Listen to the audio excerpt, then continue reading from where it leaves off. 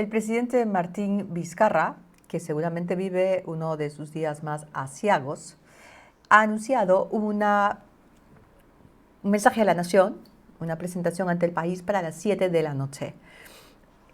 Por supuesto, vamos a transmitírselo en vivo, vamos a compartir con ustedes lo que el mandatario tenga que decir respecto de lo que se ha descubierto hoy a partir de estos audios grabados por la asistenta de su secretaria personal. La señora Karen Roca grabó al presidente Vizcarra hablando con ella y hablando también con Miriam Morales, la secretaria, pareciera además la mano derecha del presidente Vizcarra. Y también grabó otra conversación con el propio Richard Swing, porque el tema que los convocaba a estas reuniones y a estas grabaciones era la contratación de Richard Swing. Y el resultado de esas grabaciones, de esos audios, el contenido de esos audios han sido realmente desastrosos para el gobernante, porque lo evidencia en una situación muy grave, manipulando, coordinando con dos de sus subalternas, como mentirle a la fiscalía en declaraciones fiscales, cosa seria. Entonces se ha producido una nueva crisis política en el país, una más. Vamos a darle la bienvenida, agradeciéndole, por supuesto, al constitucionalista Enrique Gersi por esta conversación que vamos a poder tener con él. Gracias por atendernos, doctor Gersi. Buenas tardes. ¿Cómo estás? ¿Cómo estás, Cecilia? Encantado de saludarte. Efectivamente, es un día de los más complejos en la historia política reciente del país. En efecto, es un día complejo porque en el Congreso, a partir de lo que se ha escuchado, ha empezado una voz y varias vocecitas a alentar la solicitud de vacancia presidencial. El Congreso diría, los congresistas dirían que el presidente no tiene la suficiente moral, la suficiente autoridad moral para regir el país, para gobernar. ¿Eso es posible en términos constitucionales? ¿Cuál es su interpretación? A ver, creo que los audios que se han escuchado esta mañana ofrecen dos problemas jurídicos distintos. Uno es la responsabilidad penal y otra es la responsabilidad política. No hay que confundirlo porque muchas veces son planos que las personas no tienen claras y son planos completamente distintos. La responsabilidad penal, como tú misma dijiste, Cecilia, durante la intervención, es delicada porque implica por lo menos delito de encubrimiento, obstrucción a la justicia, fraude procesal y eventualmente una organización criminal, porque daba la impresión que más de 3 personas estaban apandilladas para mentirle al Ministerio Público. Por menos que eso, pidieron la preventiva de Keiko Fujimori. Precisamente la acusaban de organizar a los testigos, de alterar las pruebas, exactamente lo que hemos escuchado en la mañana. El artículo 117 de la Constitución protege al presidente, no se le puede acusar durante su periodo por este tipo de delitos. Pero las otras personas que están involucradas no están protegidas de la responsabilidad penal. El Ministerio Público deberá investigar a fondo porque es un tema sumamente escandaloso. Aparentemente el Congreso esta mañana ha desclasificado los audios de la investigación de la Comisión de Fiscalización del mismo caso Swing, y estos audios, según ha trascendido, tendrían información adicional y además se han producido dentro de un procedimiento regular, no es una secretaria de Palacio grabando al presidente, de manera que el asunto está por verse qué otra información aparece. Eso respecto de la responsabilidad penal. Pero la responsabilidad política corresponde al Congreso. Claro. Y en el caso de la responsabilidad política es donde se está planteando la discusión hoy día. Se dice que algunas bancadas estarían considerando presentar una moción para la vacancia por incapacidad moral del presidente. Este es un tema que es bastante conocido por los peruanos porque ya le costó el gobierno a Pedro Pablo Kuczynski. Recordemos, sin embargo, que en su caso la moción de incapacidad moral fue declarada improcedente, ¿no? Y luego él renunció ante una segunda moción de incapacidad moral y el famoso escándalo de los mamani audios. Sí. ¿no? Ahora, o mamenivideos, ¿no? Como lo llamaron en su momento. Ahora tenemos el tema de los Karen audios, ¿no es cierto? Que van a remecer profundamente al Congreso, porque yo estoy seguro que ahí las bancadas van a presentar, no tengo duda, las de oposición, una moción de vacancia por incapacidad moral. Esa moción, si es aprobada por el Congreso, ¿no? Determinará con que le dan al presidente 5 días, siguiendo el antecedente del caso de Pedro Pablo Kuczynski, para que presente sus descargos por escrito y eventualmente en una audiencia oral, y dará lugar a una votación. Una votación que requiere, Cecilia, un quórum muy alto. Necesitas 86 votos para vacar a un presidente. No, eso no es así porque se le ocurre a una persona o a otra que lo vaquen, pero es una posibilidad constitucional. Si ocurriera que la representación nacional considera insatisfactoria la explicación del presidente, ¿no es cierto?, podrían eventualmente vacar. Ahora, los abogados discuten, ¿no?, muy intensamente qué es la incapacidad moral o no, desde el caso de Kuczynski. Si la incapacidad moral se refiere a una incapacidad más bien de tipo intelectual, una selinidad permanente de una persona, o se refieren a los valores éticos que una persona tiene. La Constitución no es clara y el Congreso lo tendrá que precisar. Pero no nos olvidemos también que es posible... Perdón, sí. la Constitución no es clara. Sí. ¿Es el Congreso o es el Tribunal Constitucional quien tendrá que precisarlo? Bueno, hay antecedentes del Congreso de la República, que es el caso Kuczynski, donde ya han hecho una interpretación respecto del sentido de la incapacidad moral. Ahora, eventualmente, si el presidente de la República quiere llevar este tema ante el Tribunal Constitucional, lo puede plantear. No veo una acción que sea posible. Acá no hay una acción competencial que el juicio plantearía. Las acciones están tasadas en el Código Procesal Constitucional, no hay una inconstitucionalidad. El presidente es titular de la acción de inconstitucionalidad, es titular también de la acción competencial. Aquí encuentro un poco difícil que plantee una competencial, pero es posible dentro del Estado de Derecho.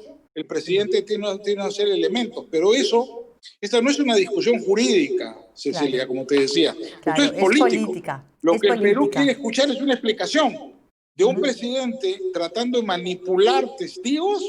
Esa es la explicación que necesita el país. Oye, ya tenemos 4 presidentes presos, ¿no? Entonces, caramba, lo que necesitamos es saber qué fue lo que está sucediendo para, por lo menos, que el presidente dé una justificación de lo que está haciendo, ¿no? Exacto. Ahora, en medio de toda esta, digamos, esta rutina política a la que estamos viviendo por lo menos los últimos 5 años, dentro de todo eso hay una crisis sanitaria feroz. Al día mueren más de 100 y pico de peruanos y hay una crisis económica tremenda porque el desempleo es enorme.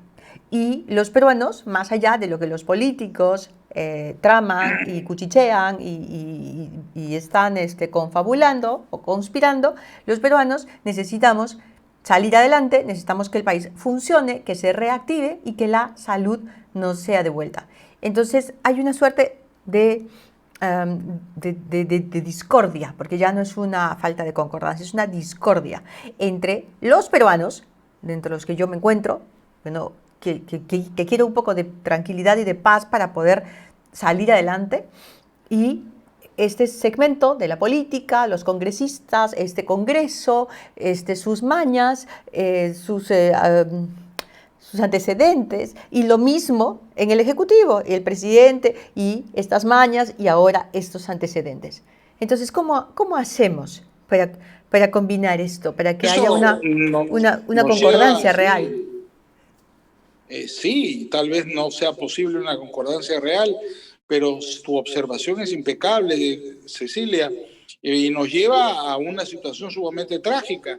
No solamente hay una incapacidad, o podría discutirse una incapacidad moral del presidente, la incapacidad frente a la pandemia por parte del gobierno ha sido clamorosa. Este gobierno ha sido absolutamente incompetente y absolutamente incapaz administrativamente de proteger a los peruanos. Yo sé que el presidente no es responsable de la pandemia, ni podría serlo, Pero todo lo que hemos sabido del manejo hasta de las adquisiciones, las mascarillas, las moleculares, las pruebas rápidas que resultaron inútiles, la poca capacidad para manejar administrativamente la crisis, la falta de médicos, el hecho de que no les han pagado a buena parte de los médicos, los técnicos y las enfermeras, también se va a presentar como un tema de discusión y no un tema menor, porque Ahora, tenemos un proceso electoral en marcha, Cecilia, exactamente. que ya fue convocado. Además, Entonces, es la necesitamos a ir situación a más elecciones. compleja posible. Además, Así es. necesitamos ir a elecciones en un contexto de claridad, en un contexto de honestidad, Así es. ¿no es cierto? No Así con es. un grupo de partidos políticos que se hacen del poder para ellos convocar a elecciones. Sería muy complicado que Acción Popular se encargara del poder, porque para llegar al poder, pues va a tener que convenir con algunas otras fuerzas con las que probablemente no coincide ideológicamente, pero que tienen y comparten ansias, enormes ansias de poder. Las Entonces, elecciones, ¿cómo podríamos enfrentar las elecciones en un contexto como este? mira, las elecciones están convocadas. Si se produjera la vacancia, ya te he dicho, necesitas 86 votos, son muchos votos, ¿eh? No sé si los tienen. Necesitas 86 votos para declarar la vacancia. Si eso ocurriera, se produce la sucesión constitucional. Yo no creo que a Acción Popular le convenga electoralmente, ¿no es cierto?, encabezar un gobierno transitorio De con 10 cabeza de meses. Manuel Merino y Sí. durante el proceso electoral. No va a ser de su conveniencia, pero de repente los acontecimientos van más allá de los deseos personales. El hecho es que si hubiera que activar el mecanismo de sucesión presidencial, el mecanismo tiene que seguirse impecablemente y le corresponderá al presidente del Congreso, si se produjera esa votación, encabezar un proceso electoral impecable. Pero ya hay sombras. El jurado de elecciones está incompleto, el colegio de abogados no elige a su representante. Nada de eso es bueno. Y tiene que haber una acción decidida por parte de las instituciones para garantizar una transición electoral al próximo gobierno, al próximo parlamento, que tiene que elegirse en abril. Lo que sucede también de otro lado es que los peruanos ya se han cansado de tener presidentes que tienen un discurso para una cosa y engañan a la opinión Sí, pública. claro. Mira lo que pasó hace poco, Cecilia, con los olivos. Nos dieron una versión y conforme aparecieron las pruebas, ¿no?, de la Resultó tragedia de ser los otra cosa. olivos, en una semana era otra cosa. Exacto. Entonces, a mí me está llamando, digamos, poderosamente la atención este hecho y me recuerda el incidente de los olivos. Es decir, no vaya a ser que con el transcurso de los 4 o 5 días los peruanos vayan conociendo una realidad completamente distinta y claro, la opinión pública cambie por completo y lo que ha obligado al ministro del Interior a tener que renunciar. Vizcarra, hoy día tenemos que escuchar a ver qué dice a las 7, pero se encuentra en una situación sumamente compleja, a mi punto de vista, porque lo que hemos escuchado en la mañana es muy alarmante y justifica tanto la intervención del Ministerio Público como la intervención del Congreso. Eso es parte de la responsabilidad política en una democracia. Había tenido alma de titiritero el presidente actual. Realmente Bueno, ha pero con sido... mucho talento, ¿no? Porque lo han ampallado. Sí, bueno, sí. Unos niños fueron por atrás, ¿no? Y vieron quién estaba moviendo las manos. Ha sido patético y vergonzoso escuchar Sí, a un presidente de la República pechado por la asistenta de su secretaria. muy Este, triste. realmente. Y bueno, el futuro, que es lo único que tenemos que anhelar los peruanos que estamos hartos de todo esto, se pinta ensombrecido, precisamente por estos antecedentes. Pero, ¿qué posibilidades de que realmente podamos hacer un cambio en la calidad de los políticos que vayan a venir en el 2021? Ves tú, Enrique, eres un Mira, permanente observador de la política nacional. ¿Qué posibilidades ves? gracias Cecilia. Mira, yo espero sinceramente, veo que hay un montón de candidaturas, no sé si es bueno o malo, pero creo que va a surgir una nueva generación.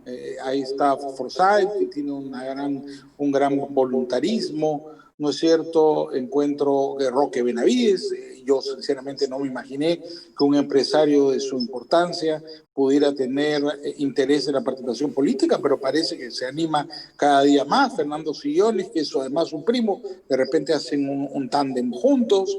Noto que puede existir, ¿no es cierto?, alguna candidatura en Acción Popular que sea importante.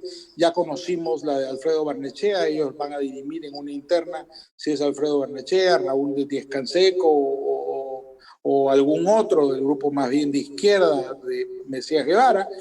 Pero Acción Popular va a ser un jugador muy importante. César Acuña seguramente lo intentará de nuevo y él se ha convertido en el dueño del Sólido Norte.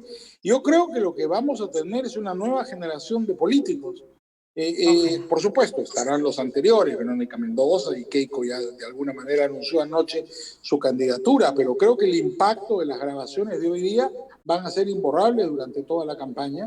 Y yo lamento realmente pues, que la institución presidencial, en lugar de revalorizarse, se encuentre inmiscuida en medio de estos escándalos, porque son deplorables y van a dar, yo no tengo duda, se va a discutir el tema de la vacancia presidencial nuevamente, vamos a ver cuál es el resultado, pero esa discusión es inminente, ¿no? Gracias, Enrique. Yo espero realmente que no Encantado. prospere una vacancia, que podamos terminar este periodo, convocar, como ya se ha convocado, pero realizar las elecciones y cambiar de gentes. Te he escuchado decir nombres de algunas personas que no han participado en política antes y ahora tendrían ganas de hacerlo. Ojalá tuvieran realmente no solo el tino, sino la iluminación para congregar y convocar gentes valiosas, gentes con una moral que pueda pues calificar para servir, porque de eso se trata cuando se hace política. No se han olvidado por completo de este concepto, pero se trata de servir. Se trata de servir consensuando, además, ¿no? Entonces, realmente espero que la crisis ya no se agudice más, que el presidente Vizcarra tenga enfrente sus palabras, será esclavo de sus palabras por larguísimo tiempo, pero terminando el mandato y una vez que haya entregado la presidencia del Perú a nuevas manos, porque tenemos que salir de esta crisis y cambiar esto. Eso espero y te agradezco muchísimo esta conversación. Yo te agradezco a ti y te contestaré, como dice un amigo mío que es un político importante, veremos qué pasa. El Perú siempre está lleno de sorpresas, Exacto. Así que veremos qué pasa. Sí, vamos viendo, diría más bien mi mamá, por ejemplo.